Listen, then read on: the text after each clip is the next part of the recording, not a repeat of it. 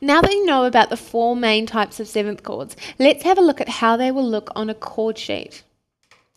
All these 7th chords have shortened abbreviations that are used on chord charts to tell us easily and quickly what type of chord to play.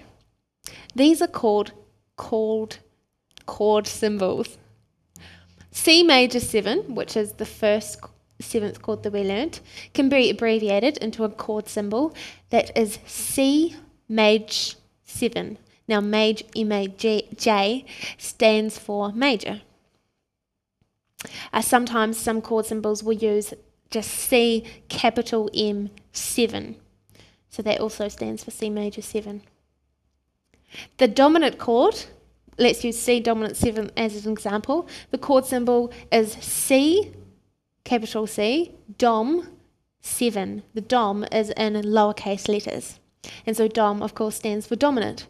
Another way to write this type of chord is just C and the number 7. C minor 7 is normally the capital C, a lowercase m, which stands for minor, and 7. Or C min 7, which C min 7, or C minus 7, which they actually use the minus dash sign. C minus 7 flat 5 commonly just says C, uppercase C, lowercase m for minor, 7, a flat sign, which remember is that funny shaped B, and a 5. Or simply C, the minus sign, and 7 flat 5. So learning these chord symbols is more something that you would only need to recognise, maybe chords that you play in song ponds, but more for using lead sheets and things like that. So let's have a recap of the 7th chords we've learned in this tutorial so far. Major 7th chord, 1, 3, 5 and 7.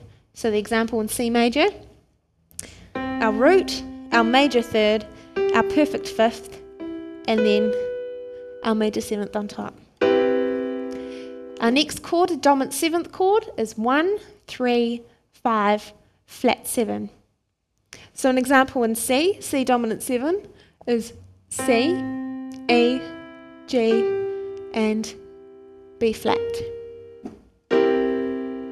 Then our minor 7th chord, which is made up of the 1, the flat 3, the 5, and the flat 7.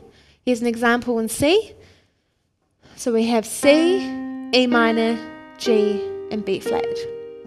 And then our last chord is the minor 7 flat 5 chord, which is that weird one that sounds a bit strange, is 1, flat 3, flat 5, and flat 7. And an example of C, C minor 7 flat 5 is made up of C, E flat, G flat, and B flat.